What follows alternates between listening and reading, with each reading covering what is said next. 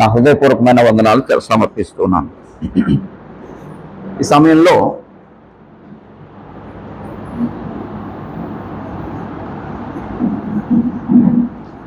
మాదియ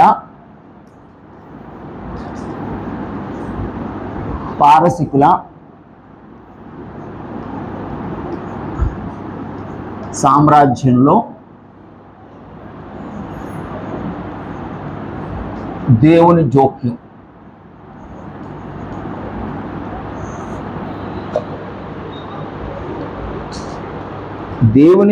దేవుని జోక్యం చేసుకోలేని సంఘటన, దేవుడు జోక్యం చేసుకోలేని సందర్భం ఎక్కడ ఏ పరిస్థితిలోనూ ఉండదండి.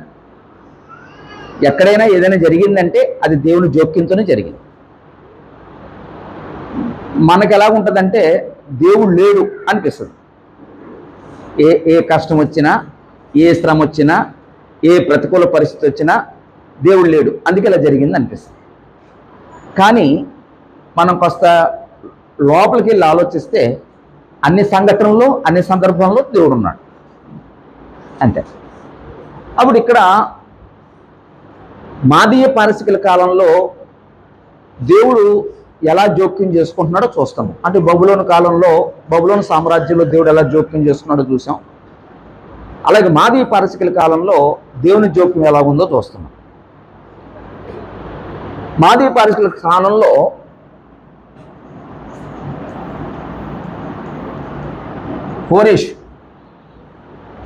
కోరేష్ టైంలో దేవుని జోక్యం ఏంటంటే యూదులు తిరిగి రావటం, దేవాలయాన్ని కట్టడం. తర్వాత కొంతకాలం తర్వాత కంబైసీని వచ్చాడు. ఆ కంబైసీని కొడుకు దర్యావేష్ వచ్చాడు.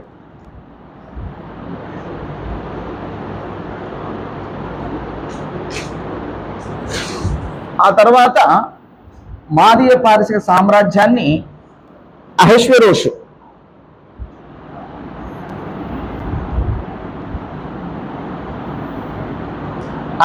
వచ్చాడు. ఆ తర్వాత ఇతను కొడుకు అర్తహషస్త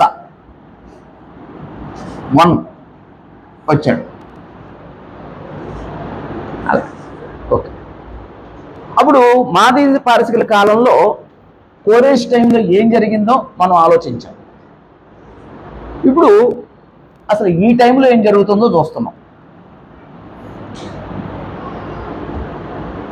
ఈ టైంలో ఏం జరిగిందంటే దేవాలయాన్ని కట్టడానికి వచ్చారు,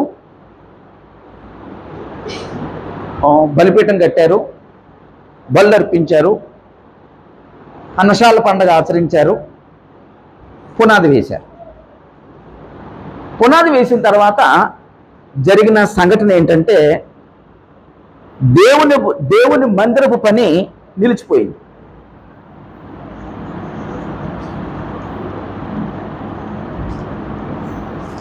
దేవుని మందిరపు పని నిలిచిపోయాను.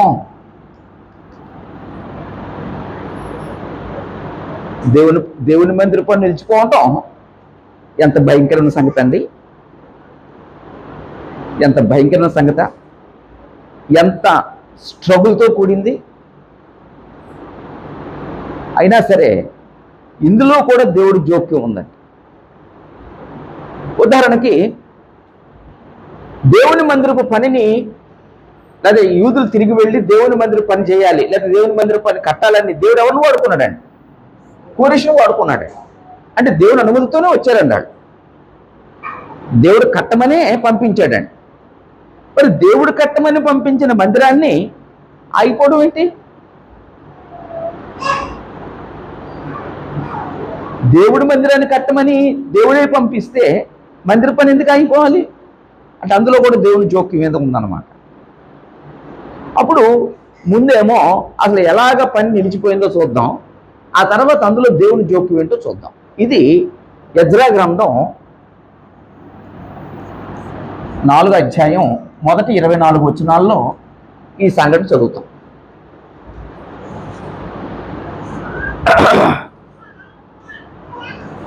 ఎలా జరిగిందంటే,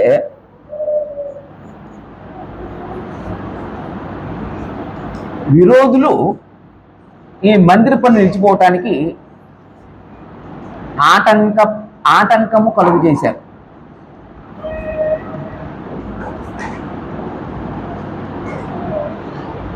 ఎవరో విరోధులు వచ్చారటండి.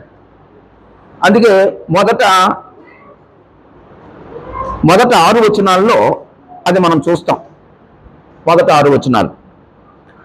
అంతటా యోధా వంశస్థులకును బెన్యామీనీలకును విరోధులైన వారు ఎవరు వచ్చారటండి? ఎవరో విరోధులు వచ్చారటండి.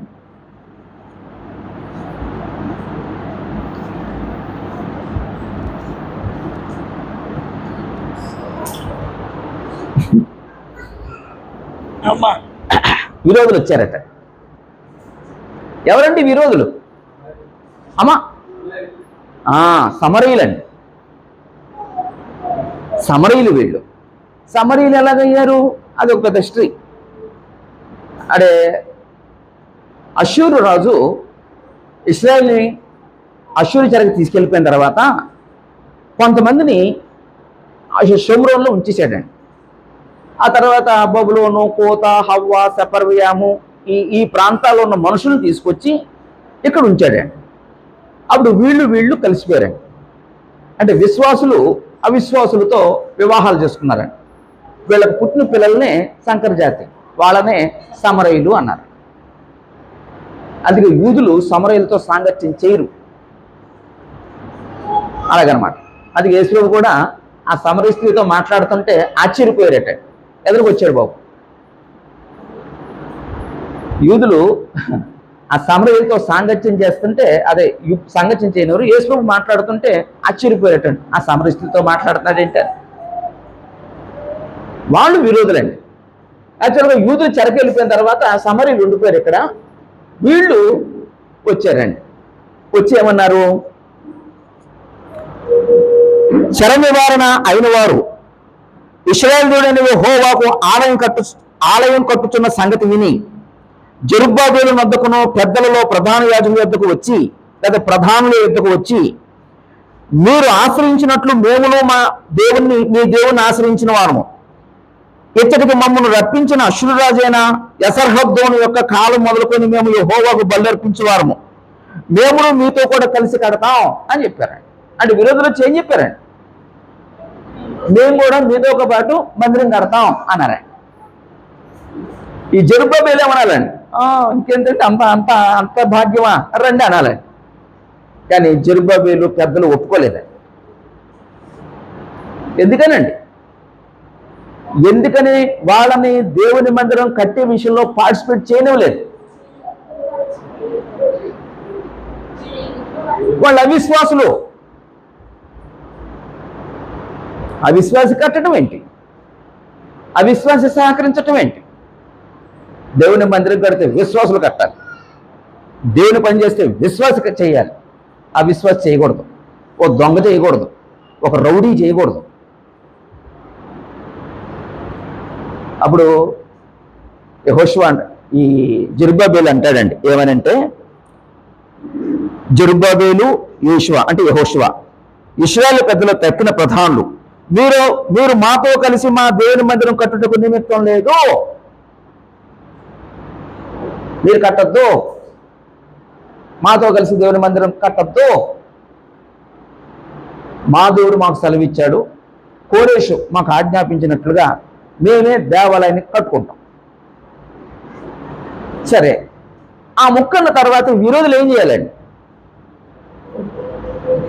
అమ్మా, సరే వాళ్ళు మందిరం కట్టాలని వెళ్ళాం, కానీ మమ్మల్ని కట్టనివ్వలేదు. అయినా సరే వాళ్ళు కడుతున్నారు. సరే, దేవుడు పని చేస్తున్నారు, దేవుడు మహింపరచబడాలని వాళ్ళు వెళ్ళిపోవాలి. కానీ వీళ్ళు ఎంత భయంకరులో, ఎంత క్రూరత్వంతో ఉన్నటువంటి, క్రుయాలిటీ మైండ్తో ఉన్నటువంటి వాళ్ళు చూడండి. సరిగ్గా ఇప్పుడున్న కరెంట్ సిచ్యువేషన్లో మనుషులకి వాళ్ళకి కరెక్ట్గా సరిపోతారండి. చూద్దాం. 4వ వచనం, దేశపు జనులు యోధా వంశస్థులకు ఇబ్బంది కలగజేసి ఏం చేశారటండి అమ్మా?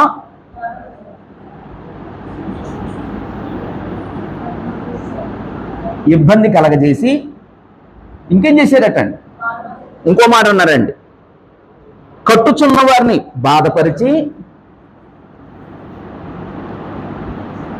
ఇంకేం చేశారటండి? మరియు పారసిక దేశపు రాజైన కోరెషు యొక్క దినములన్నిటిలోనూ పారసిక దేశపు రాజైన దర్యావేషు యొక్క పరిపాలన కాలం వరకు వారి ఉద్దేశములు భంగపరచుటకై వారు మంత్రులకు లంచములు ఇచ్చిరి. అంటే ఈ దర్యావేషు, ఈ కంబైసీను ఈ టైం వరకు కూడా వాళ్ళు లంచాలు ఇచ్చి ఆ పని ఆప్ చేయించారట.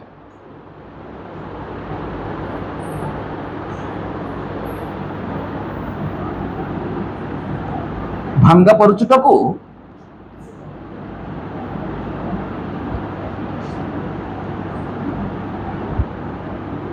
లంచములిచ్చిరి.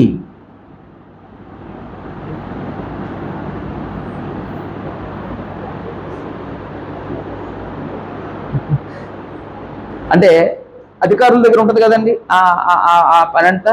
కాబట్టి అధికారుల దగ్గరికి వెళ్ళి వాళ్ళ లంచాలు ఇచ్చి ఆ మందిరం ఆపించారు. అంత భయంకరంగా వాళ్ళు బాధ పెట్టారటండి. అంతేకాకుండా 6వ వచనం, మరియు అహేశ్వరోషి ఏలనారంభించినప్పుడు వారు యోధా దేశస్థులకును లేదా యోధా దేశస్థులను గుర్చి యెరూషలేము పట్టణం గుర్చి ఉత్తరం వ్రాసి వారి మీద తప్పు మోపిరి. తప్పు మోపుటకు ఉత్తరం రాశారటండి.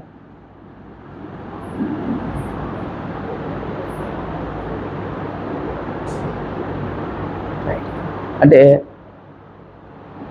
ఈ విరోధులు దేవుని మందిరపు పనిని మేము కూడా కడతాం అన్నారు. జరుబ్బాబేలు కానీ పెద్దలు కానీ ఎవరు కూడా మీరు మాతో కలిసి కట్టద్దు అన్నారు.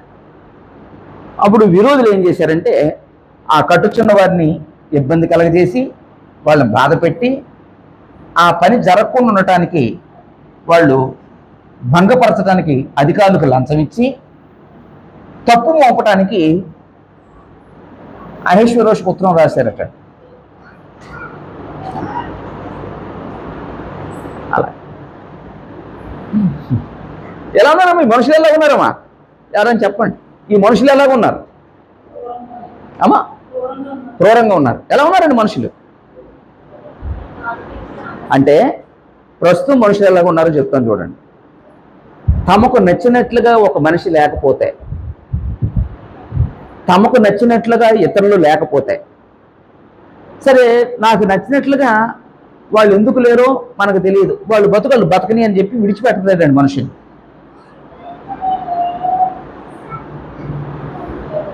మనకు నచ్చినట్లుగా వాళ్ళు ఉండలేదు, ఏమో వాళ్ళ ఉద్దేశం ఏముందో ఓన్లీ అని సరిపెట్టుకునే మనుషులు కాదని, మనకు నచ్చినట్టుగా వాళ్ళు ఎందుకు ఉండరని చెప్పి వాళ్ళని బాధ పెడటానికి, వాళ్ళని హింసించడానికి ప్రస్తుతం మనుషులు తయారవుతున్నారు. లేరండి అలాగా? ప్రతి మనిషి నాకు నచ్చినట్లుగా ఉండాలి, నేను అనుకున్నట్లుగా ఉండాలి. నేను అనుకున్నట్లుగా వాళ్ళు లేకపోతే వాళ్ళని హింసించటం, వాళ్ళ మీద నిందలు మోపడం, వాళ్ళ మీద తప్పుడు ప్రచారం చేయటం. అలాగండి ప్రస్తుతం కుటుంబాల్లోనూ మనుషులు అలాగే ఉన్నారు, సమాజంలోనూ మనుషులు అలాగే ఉన్నారు, బంధువుల్లో కూడా అలాగే ఉన్నారే.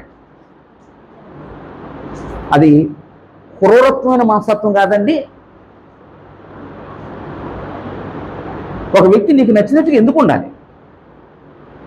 ఒక వ్యక్తి నువ్వు అనుకున్నట్లుగా ఎందుకు ఉండాలి? నువ్వు ఉంటావా వాళ్ళకి నచ్చినట్టుగా?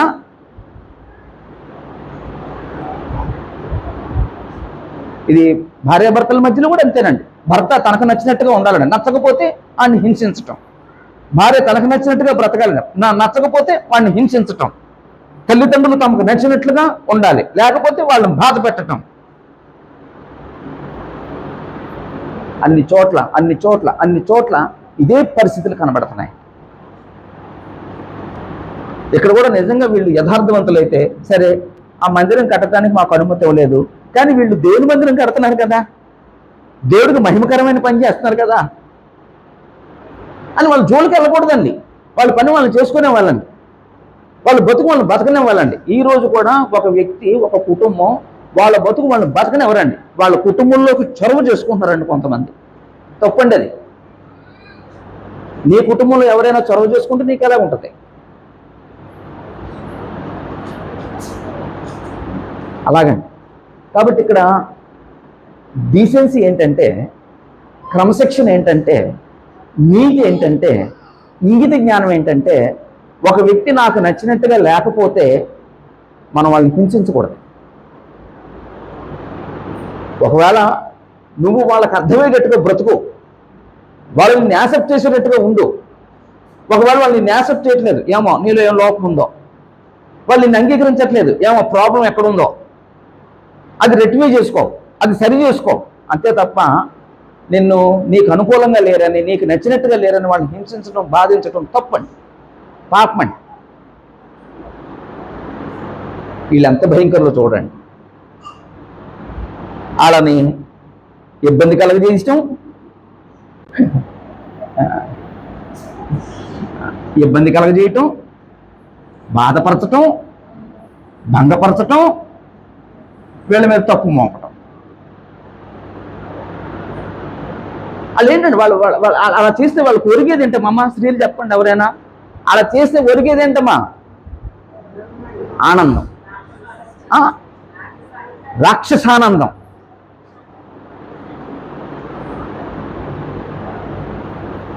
ఇలాంటి మనస్తత్వాలతో బ్రతుకుతున్నారే. తప్పండి. ఎప్పుడు అలాంటి ప్రవృత్తి ఉండొద్దు, అలాంటి ఆలోచన ఉండద్దు. ఓకే. కాబట్టి ఇక్కడ ఈ ఉత్తరం రాసింది ఎవరికి? అమ్మా అహేశ్వరోషు. ఎవరండి అహేశ్వరోషు? అమ్మా ఎస్తేరు భర్త అండి, ఎస్తేరు భర్త. ఎస్తేరు వష్టికి బదులుగా ఎస్తేరుని వివాహం చేసుకున్న భర్త అన్నమాట. రైట్. అప్పుడు ఉత్తరం రాశారు. ఆ తర్వాత ఈ అహేశ్వరోషు యొక్క కొడుకే అర్థహశస్త. అయితే ఎస్తేరుకి పుట్టాడా లేదా అని మాత్రం ఆధారం లేదండి. ఎస్తేరు అహేశ్వరోషుకు పుట్టినోడు కాదన్నమాట, తెలియదండి, ఆ రికార్డ్ లేదండి. కానీ అహేశ్వరోషు కొడుకే అర్థహశస్త. ఈ అర్థహశస్త టైం వరకు కూడా వీళ్ళు భంగపరుస్తున్నారు. వీళ్ళు ఉత్తరం రాసినారు. ఆ ఉత్తరం 7 నుంచి 16 వచనాల్లో ఆ విషయం ఉంటుందండి. 7 నుంచి 16 దాదాపు ఒక 5 సంగతులు రాశారండి. అంటే అదంతా చదవను, ఒకసారి వాళ్ళు ఎలాంటి తప్పులు మోపారో చూడండి. 13 వచనం, దానికి ముందు 12 వచనం. తమ సన్నిధి నుండి మా యొద్దకు వచ్చిన యూదులు యెరూషలేమునకు వచ్చి తిరుగుబాటు చేసిన ఆ చెడు పట్టణమును కట్టుచున్నారు. ఓరు బాబోయ్, ఓ అర్థహశస్త, యూదులు మీ ప్రాంతం నుంచి తిరిగి వచ్చారు, తిరిగి వచ్చి మళ్ళా చెడ్డ పట్టణాన్ని కడుతున్నారు. ఎవరున్నారండి ఈ మాట? ఎవరున్నారండి? విరోధులండి. అంటే ఎందుకు చెడ్డపట్నం కడుతున్నారని వాళ్ళ మీద అన్నారు అంటే, మనల్ని కట్నం లేదుగా, మనల్ని యాక్సెప్ట్ చేయలేదు కదా, అందుకోసం అన్నమాట. నెంబర్ 1. నెంబర్ 2, కావున రాజులైన తమరు తెలియవలసిందేమనగా, ఈ పట్టణమును కట్టి దాని ప్రాకారములను నిలువబెట్టినడన వారు శిస్తు గాని సొంకము గాని పన్ను గాని ఇయ్యక ఎందురు, అప్పుడు రాజులకు రావలసిన పైకము నష్టమవును. రెండోది ఏంటండి? తప్పు మోపడం. ఒకవేళ వాళ్ళు కనుక ఈ పట్టణాన్ని కడితే, ఒకవేళ దేవాలయం కడితే, అయ్యా మీ మీద తిరుగుబాటు చేసి మీకు పన్ను చెల్లించరు, మీకు సొంకం చెల్లించరు. అప్పుడు మీ అధికారానికి చాలా నష్టం జరుగుతుంది. అప్పుడు మతపరమైన విషయం ఏదైనా చెప్తే కదలకపోవచ్చు అట్టహాసస్త, కానీ రాజ్యానికి నష్టం వస్తుందంటే కదులుతాడండి. అమ్మో అమ్మో అలాగా అయితే వద్దు అలాగనమాట. అంటే వాళ్ళ మనసుని ఎలాగ, వాళ్ళ మైండ్ని ఎలా ప్రిపేర్ చేస్తున్నారో చూడండి. ఇప్పుడు కూడా అంతేనండి. ఈ సహోదరికి ఈ సహోదరి మీద ప్రేమ ఉంటుంది, కానీ నేనేం చేస్తానంటే ఆ సహోదరిని ద్వేషించేటట్లుగా ఈ సహోదరి మైండ్ని ప్రిపేర్ చేస్తాను, ఆ బుర్రలోకి ఎక్కిస్తానండి. అది వాళ్ళిద్దరి మధ్య సమస్య ఉంటుందండి,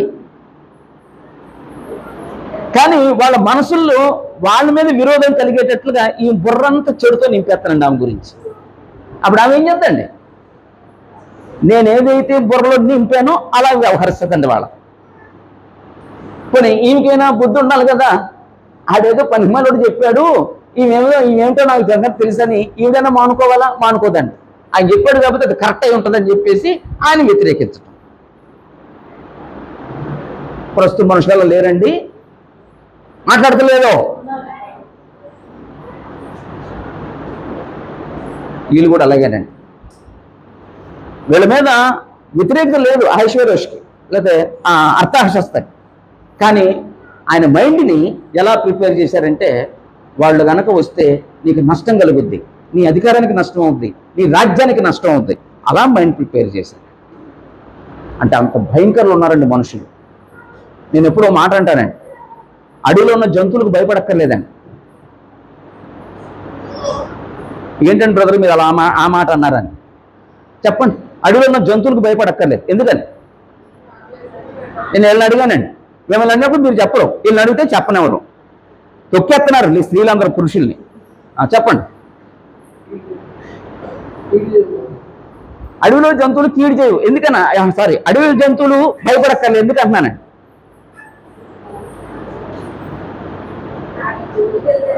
థ్యాంక్ యూ సార్. చెప్పండి అమ్మా. అలా కాదు, అడవిలో ఉన్న జంతువులకి భయపడక్కర్లేదంటే అవి జంతువు కాబట్టి దాని క్రూరత్వం మనకు తెలుసు కాబట్టి మనం జాగ్రత్తగా ఉంటాం. మరి అదే కదా నేను చెప్పేది. మనుషుల దగ్గర వాడు ఎలాగుంటాడో తెలియదండి,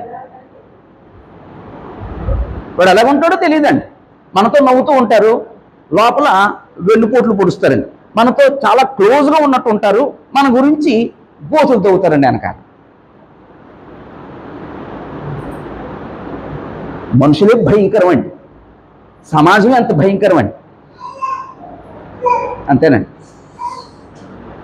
అంత వరస్ట్గా బతుకుతున్నారండి మనుషులు.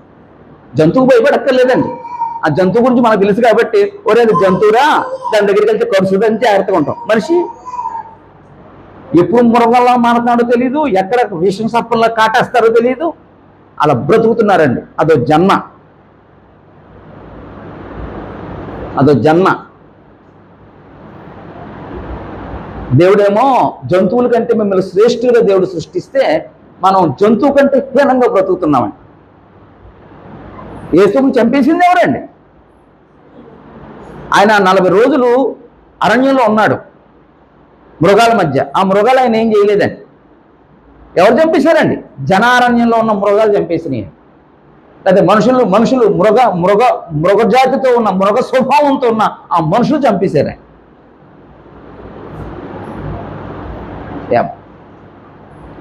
అప్పుడు వాళ్ళు నీకు పన్ను చెల్లించరు.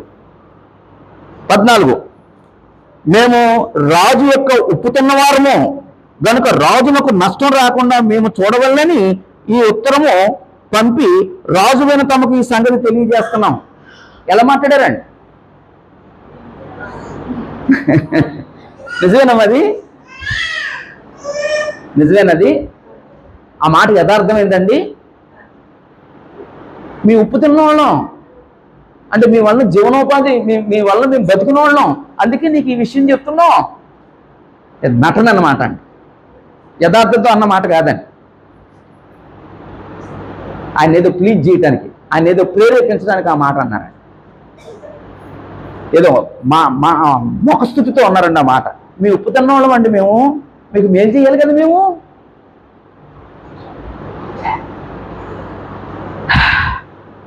నాలుగు, తమ పూర్వీకులు వ్రాయించిన రాజ్యపు దస్తావేజును చూసిన యెడల ఈ పట్టణ వారు తిరుగుబాటు చేయవారుగాను, రాజునకును దేశమునకు హాని చేయవారుగాను, కలహకారులుగాను కనబడుదురని, అందువల్ల ఈ పట్టణము నాశనము పొందినని రాజ్యపు దస్తావేజుల వల్లే తమకు తెలియవచ్చును. మీరు అంటే రికార్డు ఉంటుందండి అక్కడ, వాళ్ళ దగ్గర ఒక రికార్డు ఉంటుంది. అంటే ఏ రాజు వచ్చినా ఒక రికార్డు ఉంటుంది. కోరేష్ వస్తే రికార్డు ఉంటుంది, కంబాసీన్ వస్తే రికార్డు ఉంటుంది, దర్యావేష్ వస్తే రికార్డు ఉంటుంది. వాళ్ళు పరిపాలించినప్పుడు చుట్టుప్రక్కల రాజ్యాలతో ఎలాంటి సత్సంబంధాలు ఉన్నాయి, ఏ రాజ్యం తిరుగుబాటు చేసింది, ఏ రాజ్యం లోబడుతుందనే రికార్డు ఉంటుందండి. అంటే ప్రతి ఒక్కరికి రికార్డు ఉండాలండి. చర్చ్ కూడా రికార్డు ఉండాలండి, సభ్యుల రికార్డు ఉండాలండి, వాళ్ళ ఆత్మీయ స్థితి, స్పిరిచువల్ స్థితి రికార్డు ఉండాలండి. అలాగే ఆ రికార్డ్ మెయింటైన్ చేస్తారు. మీరు అది చదవండి, అది చదివితే తెలుస్తుంది. ఆ తర్వాత, కావున రాజుమైన తమకు మేము రూఢిపరిచింది ఏమనగా, ఈ పట్టణము కట్టబడి దాని ప్రాకారం నిలబెట్టిన ఎడల నది యువతల తమకు హక్కు ఎంత మాత్రం ఉండదు. నది యువతలు అంటే, నది యువతలు మీకు హక్కు ఉంటుందంటే ఏంటమ్మా అంటే, ఇది యోర్దాను, ఇది మృత సముద్రం, ఇది ఇటు అష్షూర్ ఉంటుంది, ఇక్కడేమో బబులోను, ఆ తర్వాత మాదీయ పారసిక రాజ్యం, ఇదేమో యోదయ.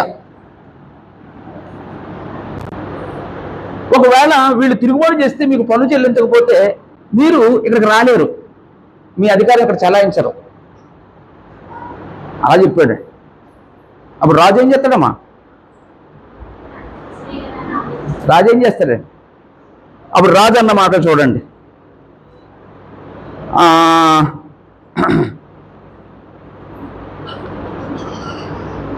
21వ వచనం. కాబట్టి ఇప్పుడు ఆ మనుషులు ఆ పని చాలించి మేము సెలవిచ్చు వరకు ఆ పట్టణమును కట్టక మానవల్లని ఆజ్ఞాపించండి. ఆ పట్టణం కానీ మందిరం కానీ కట్టకుండా నిలిపేయండి అని చెప్పి ఈయన ద్వారా ఒక శాసనం పుట్టించి ఈ అర్థహర్ష ద్వారా ఉత్తరం రప్పించారు.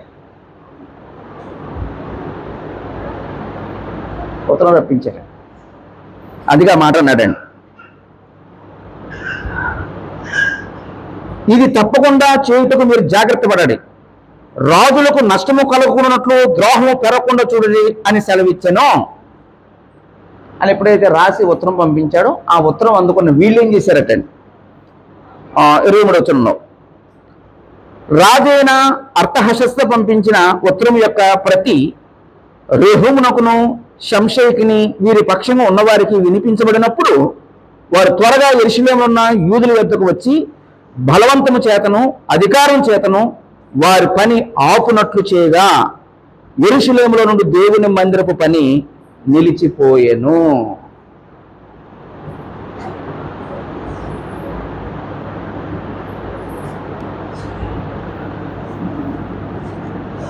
అంటే రెండో సంగతి ఏంటంటే,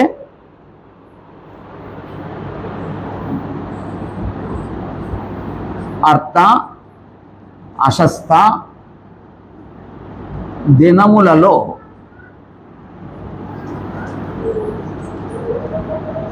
మందిరపు పని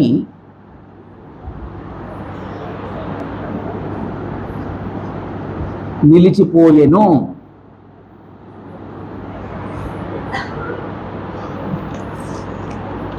అది 17 నుండి 24 ఆ వచనాల్లో ఉంటుంది. అంటే వాళ్ళు ఒక చెడు చేయటానికి, ఒక చెడ్డ పని చేయటానికి వాళ్ళు ఎంత ఆతృత చూపించారంటే అక్కడ అన్నమాట చూడండి. రాజైన అర్థహర్షస్తో పంపించిన ఉత్తరం యొక్క ప్రతి రెహూమునకును షంషయికి వీరి పక్షము ఉన్నవారికి వినిపించినప్పుడు వారు త్వరగా యెరూషలేముకు వచ్చి బలవంతము చేత, అధికారం చేత ఆ పని ఆపేసినట్టు చేశారు. ఎవరండి వీళ్ళు? మేము మీతో కూడా దేవుని మందిరం కడతా అన్న వాళ్ళు ఇప్పుడు ఆ మందిరపు ఆ పని జరగకుండా వాళ్ళు చేసే కుట్ర, వాళ్ళు చేసే హాని ఎంత భయంకరంగా ఉందో చూడండి. అలాంటి స్వభావం కలిగిన వాళ్ళండి. మొత్తానికి ఆ మందిరపు పనిని ఆఫ్ చేశారు.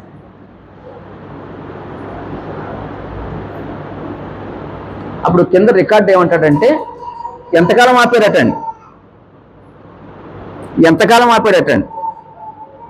24 వచనంలో, యెరూషలేములలో ఉండు దేవుని మందిరపు పని నిలిచిపోయాను, ఏలాగున పారసిక దేశపు రాజైన దర్యావేషు ఏలుబడి యందు 2వ సంవత్సరం వరకు ఆ పని నిలిచిపోయాను. అంటే దాదాపు 20 సంవత్సరాలు దేవుని మందిరం నిలిచిపోయింది.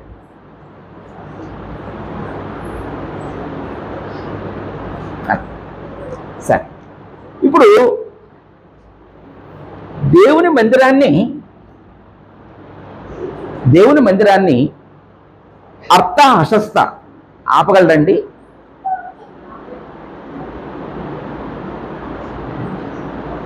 ఏమో ఎవరు మాట్లాడలేదు ఏంటండి? ఆపగలడండి? ఎందుకు ఆపలేడు అమ్మా? అది దేవుడి పని.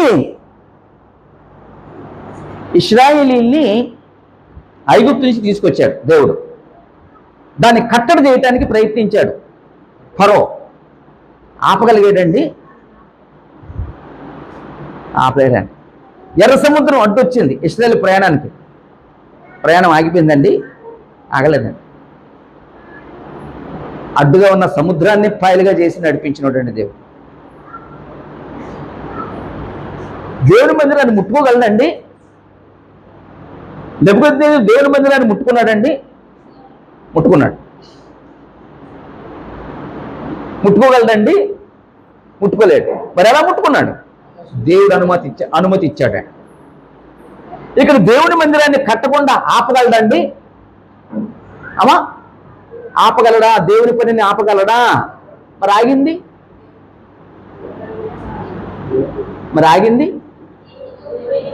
దేవుడే అనుమతి ఇచ్చాడండి. నువ్వు ఆపరా, నువ్వు ఉత్తరం రాసి ఆపి. వీళ్ళందరూ కుట్ర చేసి దేవుని పనిని ఆపాలనుకున్నారు. వీళ్ళెన్ని కుట్రలు చేసినా దేవుని పని ఆగుద్దా? దేవుని కార్యం ఆగుద్దా? మరి ఆగింది? దేవుడు అనుమతి ఇచ్చాడు. మీరు ఆటంకపరచండి. దేవుడు చిన్న విషయం. దేవుని పనిని ఆటంకపరచడానికి చెడ్డోళ్ళకి ఆ పని అప్పగించాడా, మంచోళ్ళకి ఆ పని అప్పగించాడా? అమ్మా, చెడ్డోళ్ళకి. ఇక్కడ నీతి ఏంటండి? ఈరోజు ఎవరైనా దేవుని కార్యానికి ఆటంకంగా ఉంటే, దేవుని పనికి ఆటంకంగా ఉంటే వాళ్ళు చెడ్డోళ్ళ మంచోళ్ళండి, అంతే. ఒకవేళ ఆ కార్యానికి నువ్వెందుకు వాడబడుతున్నావంటే దేవుడు నీకు అనుమతించాడు. నువ్వెందుకంటే చెడ్డోడు కాబట్టి, చెడ్డోడు ఆ చెడ్డ పని చేస్తాడు కాబట్టి ఆ చెడ్డోడిని దేవుడు వాడుకుంటాడండి ఆయన మహిమ కోసం. ఓ ప్రశ్న వేద్దాం. ఈరోజు దేవుని కార్యానికి నేను ఆటంకంగా ఉన్నానా? దేవుని కార్యం జరగటానికి నేను ఉపయోగపడుతున్నాను?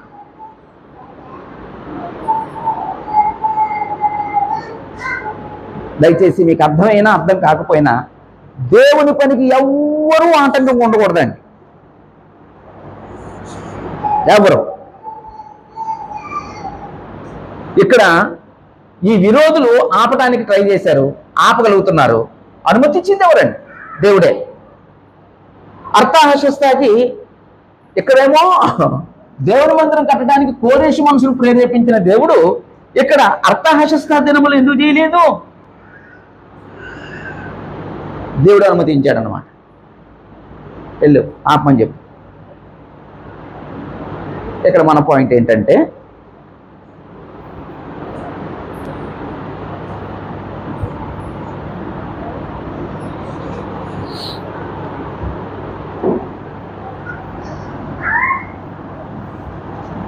దేవుని మందిరము పని నిలిచిపోవుటకు దేవుని జోక్యము.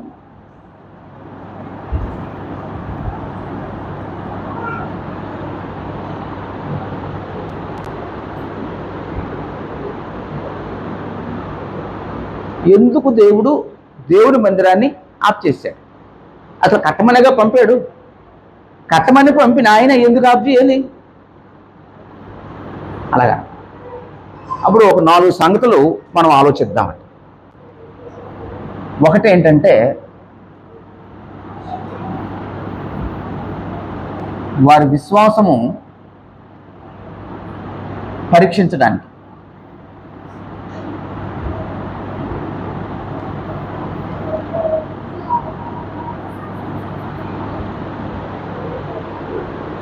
వారి విశ్వాసాన్ని పరీక్షించడానికి. విశ్వాసం ఎందుకు పరీక్షించబడాలి అంటే, వారు దేవుని మందిరం కడటానికి వారి విశ్వాసం ఇంకా సరిపోలేదన్నమాట అండి. ఆ దేవుని కార్యం జరగడానికి వారి విశ్వాసం ఇంకా సరిపోలేదన్నమాట అండి. అందుకు దేవుడు ఆ మందిరాన్ని కట్టకుండా ఆ మందిర పని నిలిచిపోయేటట్లుగా దేవుడు జోక్యం చేసుకున్నాడు. ఇప్పుడు అనుమతించిన ఆయన ఎందుకు ఆపాలి అంటే, వీళ్ళ విశ్వాసం సరిపోదు అన్నమాట అండి. విశ్వాసం సరిపోదు. అందుకు దేవుడు ఆ మందిర పనిని ఆపగించాడు అన్నమాట.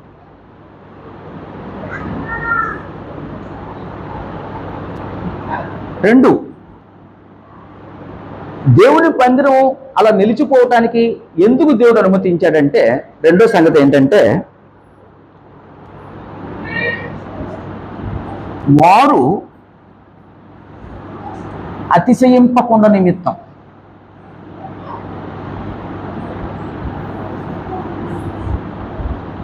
అతిశయింపకుండునట్లు.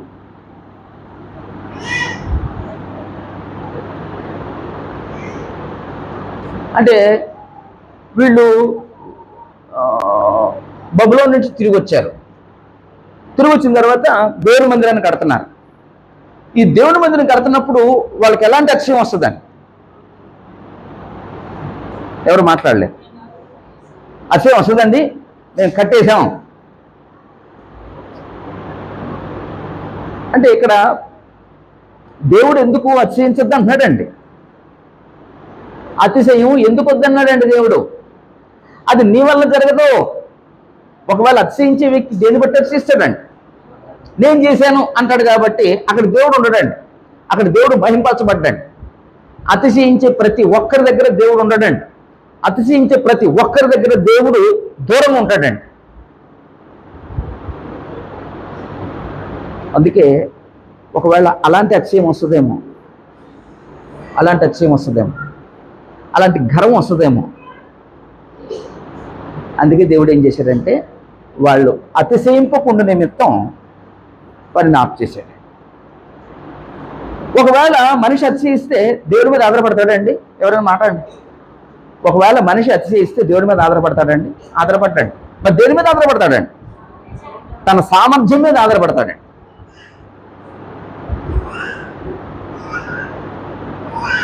అంతేనండి, తన సామర్థ్యం మీద ఆధారపడతాడండి. ఒకవేళ డబ్బు ఉంటే డబ్బును బట్టి అతిశయించే వ్యక్తి దేవుని మీద ఆధారపడతాడా? లేదండి, తనకున్న ధనం మీద ఆధారపడతాడండి. అధికారం ఉన్న వ్యక్తి అతిశయిస్తే దేవుడి మీద ఆధారపడతాడా? తన అధికారం బట్టి అధికారాన్ని ఆధారం చేసుకుంటాడండి. నాకేంటి అధికారం ఉంది, నాకేంటి డబ్బు ఉంది, నాకేంటి పరపతి ఉంది, అలాగే. ఒకసారి బిడ్డలను బట్టి అతిశయించే వ్యక్తి దేవుడి మీద ఆధారపడతాడా? ఇది మరి దేని మీద ఆధారపడతాడండి? ఆయన బిడ్డల మీద ఆధారపడతాడండి. నాకేంట 4 కొడుకులు ఉన్నారు, నాకేంటి 4 కూతుళ్ళు ఉన్నారు, నాకేంటి 10 మంది సంతానం ఉన్నారు, అలాగండి. అందుకే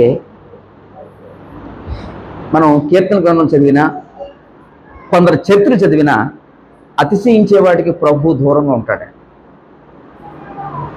ఆయన దూరము నుండి గర్విష్ఠులను బాగుగా ఎరుగునంటే ఎవరికి దూరం? ఆయన గర్విష్ఠులకి. మరి ఎవరికి సమీపంగా ఉంటాడు? దీనులకు సమీపంగా ఉంటాడు. ఆ దీనుడు దేవుని మీద ఆధారపడతాడు.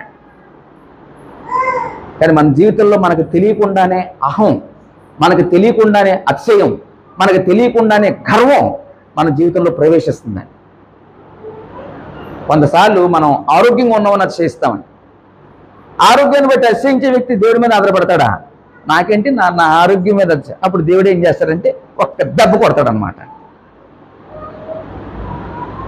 ఏమైపోయిందండి అతిశయం అంతా. మన అతిశయం తీయడానికి దేవునికి ఎంత టైం కావాలండి? అమ్మా, మన అతిశయం తీయడానికి ఆయనకి ఎంత టైం కావాలండి? సింహాసనం మీద కూర్చోబెట్టిన నెబుకద్నెజరుని పశువుల మధ్య నివసించేటట్లుగా, అడవిలో నివసించేటట్లుగా దేవుడు చేశాడండి. కాబట్టి ఎప్పుడు కూడా అతిశయించకూడదండి. దేన్ని బట్టి మనం అతిశయిస్తామో మనం అతిశయించేదాన్ని మన మధ్య నుండి తీసేస్తాడండి దేవుడు. ఇది ఇర్మియా గ్రంథం చదవండి. యెరూషలేము కన్యక, సియోను కన్యక తలబోడి ఆయననే మాట వాడతాడండి. లేకపోతే అక్కడ ఉన్న స్త్రీలు తలలు బోడి అయిపోయినాయట. అంటే అర్థం ఏంటంటే జుట్టు రాలిపోయింది, బోడుగుని చేసేటట్టు దేవుడు. అంటే దాన్ని బట్టి అతిశయిస్తుంట అన్నమాట అన్నమాట. అలా కాబట్టి దేన్ని బట్టి అతిశయించొద్దండి. ఇక్కడ కూడా దేవుడు ఎందుకు ఆ మందిరాన్ని పని అప్పగించాడంటే వాళ్ళు అతిశయిస్తున్నారేమో. వాళ్ళు అతిశయిస్తారేమో మందిరాన్ని బట్టి మేము ఇంత గొప్పగా కట్టుకున్నాం, మేము ఇంత గొప్పగా చేసాం అని అతిశయిస్తారు. కానీ వాళ్ళు మోకాలు దేవుని దగ్గర వంగవండి. అందుకే దేవుడు మోకాల్ని వంగింపజేసి వాళ్ళు దేవుని మీద ఆధారపడేటట్లుగా ఆ పనిని నిలిపించేశాడు. అలాగండి మనం ఆ ప్రాబ్లం ఫేస్ చేసాం కూడా. ఒకవేళ ఆ ప్రాబ్లం లేకపోతే మనం మందిరం కట్టామన్నా ఆ అతిశయంతోనే బ్రతికేవాళ్ళం. కానీ దేవుడు కట్టించాడన్న ఆ అనుభూతి, ఆ ఫీలింగ్ మనకు ఉండేది కాదేమో. అంతేనండి. కాబట్టి ఇక్కడ వారు అతిశయింపకూడనట్లు దేవుడు ఆ మందిరాన్ని ఇల్లు చేశాడు. అదండి దేవుని జోక్యం. 3,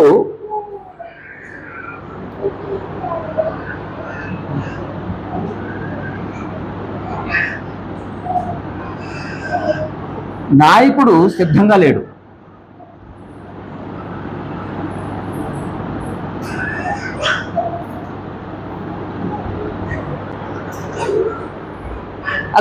అక్కడ ప్రజలు నడిపించే నాయకుడు ఎవరండి? జెరుబ్బాబెలు, యేషువా. అప్పుడు వీళ్ళు నాయకత్వం వహించాలి. ఆ మందిరం కట్టడానికి, ఆ మందిరాన్ని నిలబెట్టడానికి, ఇశ్రాయేలు ప్రజలు నడిపించడానికి అతను సిద్ధపడి లేడనమాట అండి.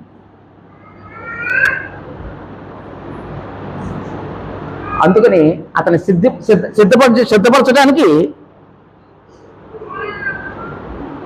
సిద్ధపరచడానికి దేవుడు మందిరం ఆఫ్ చేశాడు.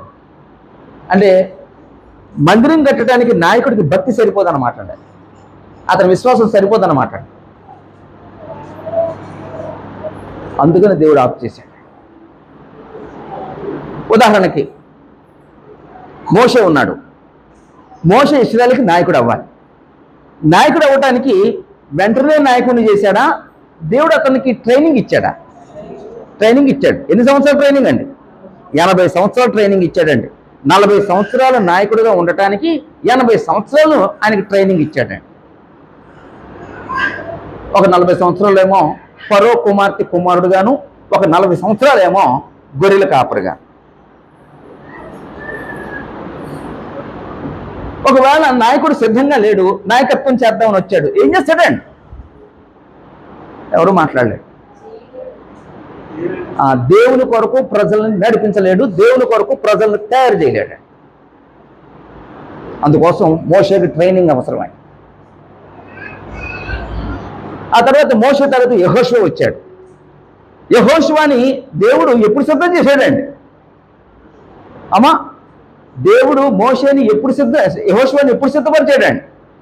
ఇశ్రాయేలీయులు ఐగుప్తు నుంచి బయలుదేరినప్పుడే యెహోషువని సిద్ధం చేశాడండి. ఆ 40 సంవత్సరాల తర్వాత మోషే చనిపోయిన తర్వాత ఆయన నాయకుడు అయ్యాడండి. అంటే ఇలాంటి ప్రోగ్రాం దేవుని దగ్గర ఒకటి ఉంటుంది అన్నమాట. ఇక్కడ నాయకుడు సిద్ధంగా లేడండి. ఆ నాయకుడిని సిద్ధపరచడానికి దేవుడు ఆ మందిరపు పనిని నిలుపు చేశాడు. ఆ మందిరపు పని నిలుపు చేశాడు.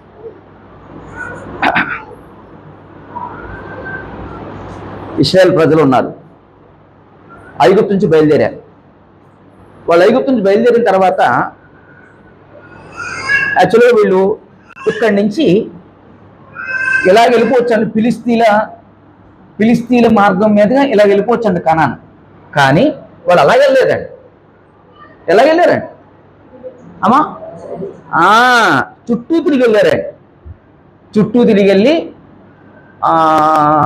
మోయాబు దేశం దాటి, అమ్మోనుల దేశం దాటి, ఎదోమీల దేశం దాటి, అమోరీల దేశం వచ్చి ఆ తర్వాత కనాన్ వచ్చారు. అలాగే అంటే ఈ జర్నీ అంటే ఎందుకండి? వాళ్ళని సిద్ధం చేయటానికి అనమాట. ఒకవేళ వెంటనే ఇచ్చేస్తే అందుకే దేవుడు ఈ ట్రైనింగ్ అంతా ఇప్పించాడండి. ఆ 40 సంవత్సరాల్లో వాళ్ళ విశ్వాసం తేటకెళ్ళేటట్టుగా చేశాడండి. ఆ విశ్వాసంలో నకిలీ విశ్వాసం ఎంత ఉందో, ఒరిజినల్ విశ్వాసం ఉందో తేలిపోయిందండి. అమ్మ స్త్రీలు చెప్పండి, ఐగుప్తు నుంచి బయలుదేరిన నకిలీ విశ్వాసం ఎంతమంది, అసలు విశ్వాసం ఎంతమంది?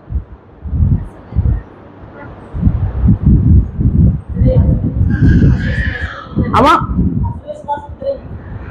అసలు విశ్వాసం ఇద్దరాన్ని సిస్టర్ గారు చెప్పారు. నకిలీ విశ్వాసం 6,99,998 అలా కాదు, 5,05,99,998 అంతమంది నకిలీ అనమాట. అంటే ఇప్పుడు ఈ 40 సంవత్సరాల్లో ఆ విశ్వాసం ఏమైపోయిందండి? తేటతెల్లి అయిపోయిందండి. ఇప్పుడు కూడా మన విశ్వాసం అలాగే వద్దండి. ఇందులో నకిలీ ఎంత ఉంది, అసలు ఒరిజినల్ ఎంత ఉంది తెలిసిపోద్ది. కనుక దేవుని దగ్గర ఇలాంటి సిస్టమ్ ఒకటి ఉంటుందంట. ఇప్పుడు ఎక్కువ కనబడుతుంది నకిలీ విశ్వాసం, ఒరిజినల్ విశ్వాసం కాదు. నామకార్థ క్రైస్తవ్యం అండి ఇప్పుడంతా. యథార్థమైన విశ్వాసం క్రైస్తవ్యం కాదు. ఎవరినో మెప్పించడానికి క్రైస్తవ్యం అండి, ఎవరినో ప్లీజ్ చేయడానికి క్రైస్తవ్యం అండి. దేవుణ్ణి మెప్పించే క్రిస్టియానిటీ లేదండి. నీకన్నా కనిపించిందని బ్రదరు? దేవుని మెప్పించే క్రిస్టియానిటీ ఏమైనా కనిపించిందా? కాబట్టి నాయకుడు సిద్ధంగా లేడు. 4 ప్రజలు సిద్ధంగా లేరు. ప్రజలు సిద్ధపడి లేరు.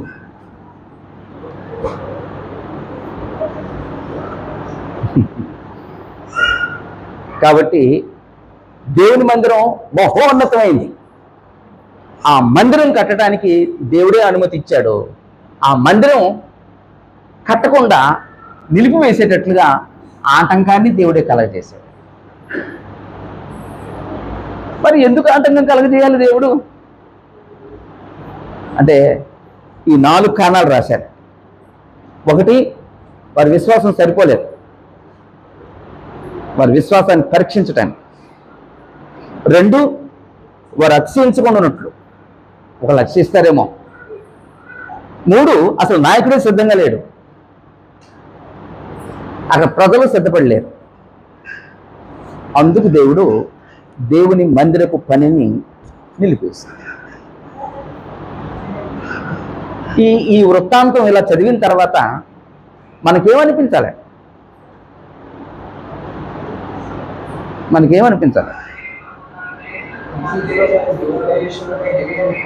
ఏమండి?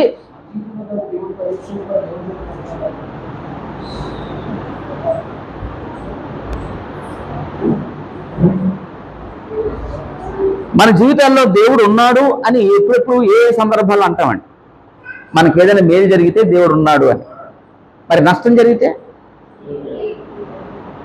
ప్రతికూల పరిస్థితులు ఏర్పడితే, మనం అనుకున్నది మనకు నచ్చినట్లుగా జరగకపోతే దేవుడు లేడు. కానీ ఇక్కడ ఎలాంటి ప్రతికూల పరిస్థితిలో, ప్రతి ఘటనలో, ప్రతి సంఘటనలో దేవుడు ఉన్నాడు. నా జీవితంలో ఏదైనా నష్టం జరిగితే దేవుడు అనుమతితోనే జరిగింది. నాకేదైనా కీడు జరిగితే దేవుని అనుమతితోనే జరిగింది. ఏదైనా సమస్య ఏర్పడిందంటే దేవుని అనుమతితోనే జరిగింది. ఒకవేళ ఎందుకు అనుమతించాడు దేవుడు? మనకు నష్టం చేయడానికి అనుమతించాడా? లేదు. ఎందుకు అనుమతించాడు? మన విశ్వాసాన్ని మెరుగుపరచడానికి అనుమతించాడు. ఒకవేళ దేవుడు ఆ టైంలో ఒకవేళ చేస్తే అది నీకు క్షేమం కాదు, నీకు మేలు కాదు. ఆయన నీకు దయచేసినప్పుడు, నీకు అనుమతి ఇచ్చినప్పుడు, నిన్ను దీవించినప్పుడు నీకు మేలు. అందుకే దేవుడు ఏం చేస్తాడంటే ఈ ప్రతికూల పరిస్థితులన్నీ ఏర్పాటు చేస్తాడు. అవి దేవుని లెక్కలు, అవి మనకు అర్థం కావు. ఇది మనం విశ్వాసంలో కొంచెం డెప్త్కి వెళ్తే అప్పుడు అదేం పట్టుకోగలమేమో. ఇది చదువుతున్నప్పుడు అసలు దేవుడే అనుమతించాడు కదా మందిరాన్ని, మరి దేవుడు ఎందుకు ఆపేయాలి? ఇప్పుడు దేవుడు ఆపకుండా ఆపగలరాళ్ళు? అలా నేను ఈ మనం మందిరం కట్టుకున్నప్పుడు కూడా నేను ఓ మాట అనుకునేవాడిని, దేవుడు మనల్ని ఇంత నలపాలా, నన్ను ఇంత నలపాలా అనుకునేవాడిని. అదే అది అవసరం మనకి, అది అవసరం. రైట్. ఇక్కడ దేవుని మందిర పనులు నిలిచిపోయింది. దాదాపు దర్యావేషు వరకు కూడా, దర్యావేషు 2వ సంవత్సరంలో అంటే మాదీయ పారసికుడైన దర్యావేషు పరిపాలనలో కూడా ఆ పని అయిపోయింది. దాదాపు 20 సంవత్సరాలు అయిపోయిందండి పని. మరి దేవుడు ఆయన మందిరాన్ని కట్టుకోడా? దేవుడు ఆ మందిరాన్ని కట్టుకుంటాడు. అప్పుడు దేవుడు ఆయన మందిరాన్ని కడటానికి దేవుడు ఎలాంటి ఏర్పాట్లు చేశాడో, ఆ మందిరం ఎలా కట్టబడిందో, అక్కడున్న సమస్యలన్నింటినీ ఎలా తొలగించాడో, ఎవరెవరిని ఆ మందిరాన్ని కట్టడానికి దేవుడు వాడుకున్నాడో తిరిగి మరలా మనం ఆ విషయంలో దేవుడు ఎలా జోక్యం చేసుకున్నాడో ఆ విషయాలు చూద్దాం. అదే ఈరోజు మాత్రం మాదీయ పారసికుల సామ్రాజ్యంలో దేవుని జోక్యం అంటే దేవుని మందిర పని నిలిచిపోయింది. అలా నిలిచిపోవటంలో దేవుడు కొంతమంది విరోధులు వచ్చారు. ఆ విరోధులు మొదటేమో కడదామన్నారు, కానీ వాళ్ళు ఒప్పుకోలేదు. కాబట్టి మాకు అనుమతి ఇవ్వలేదా వీళ్ళు, మేము లేకుండా వీళ్ళు ఎలా కడతారో చూద్దాం. కొంతమంది కూడా అలాగే మాట్లాడతారండి, మేము లేకుండా మీరు ఎలా ఉంటారో చూస్తాం. అదొక బెదిరింపండి.